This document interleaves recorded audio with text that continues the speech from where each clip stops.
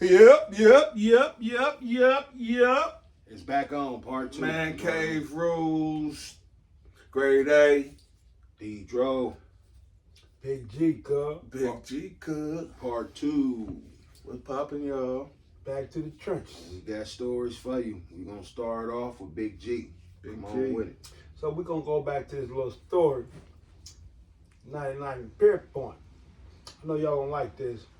A lot of y'all fuck with Bone Thugs and Harmony.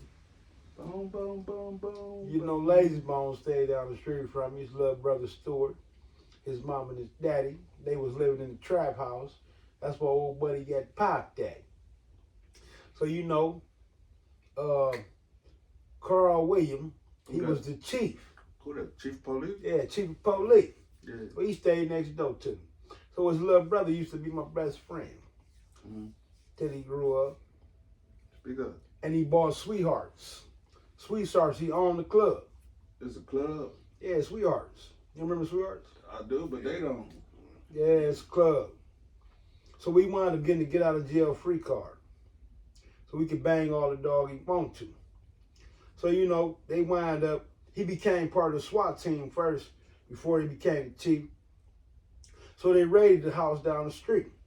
So I see Lazy Bone mama running out that bitch screaming.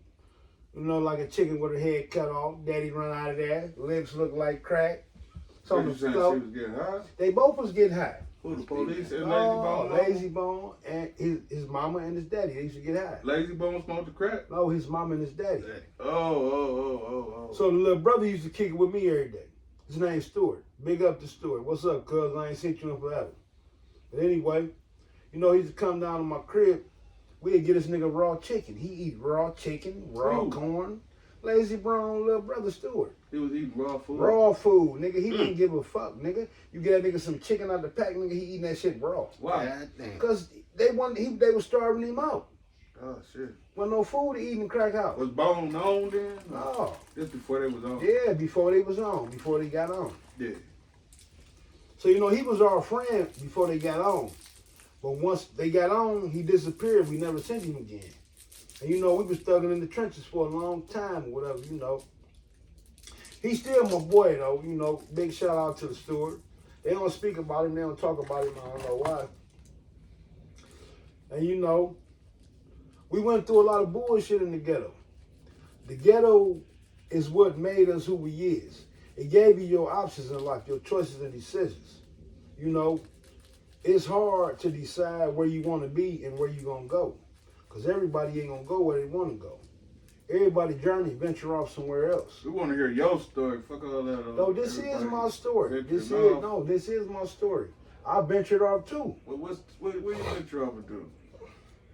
I ventured off. You venturing off to preaching right now. Right. I ventured off into the dog food world. You know, I was poor, ain't had no money, living in poverty. I started shooting dice. Right. Shooting dice got me a couple dollars. So I met the OG Blue Black. You know, I bought me a pack. How much that ass? New Year's Eve. Mm-hmm. So, you know, me and my little homie Monte Young, God bless his soul. Rest in peace, Young. So we was together. So I faded both of us for New Year's Eve. You know, we got us about an 8-pack of OE. We got some Reggie. And we was popping. Got me some dog. And I tried to sell him around, but I didn't know what the fuck I was doing. OG Blue Black turned me up. He snatched me up. He said, Young, give me that shit. I'm going to show you what to do with it. So he told all his customers, when I ain't on the block, Young on the block.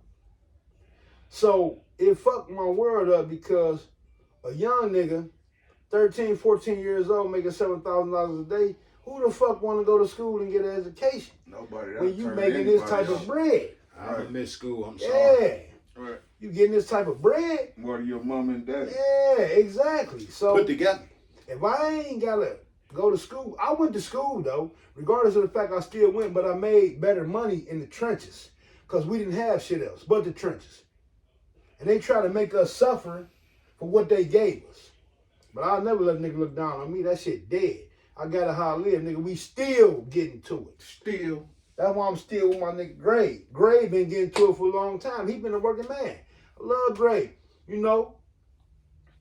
Shit. I started off I started off selling dummies. I started off selling dummies. The motherfucking crackheads used to come, drop it, bam, get the money, bounce on the shit. The motherfucker one crackhead, he said, "You dummy." He said, "He's a dummy selling a dummy to a dummy." I stopped and laughed so motherfucking hard. I turned back around and gave the niggas his money back. That was good shit. He said, "You a dummy selling a dummy to a dummy." Fuck me up. But yeah, that was my first start. It's dummies then. I got a little older and niggas was giving me real dope to sell. So then I started doing that. But that was never my forte, probably. I would break even or give away the dope. I was just a nice guy. So I realized my niche and everything was probably robbing motherfuckers. So I was a jack boy. That was probably my niche. I believe that. That's fucked up. You about right too. Yeah, so I was, and then I realized nothing, it wasn't for me. Nothing was really for me. And I acquired a lot of stuff today by working a job. I never really acquired anything by hustling or robbing. I just did it to live, you know what I mean? Now I'm the man, ho. Rolex and bands, ho. But go ahead.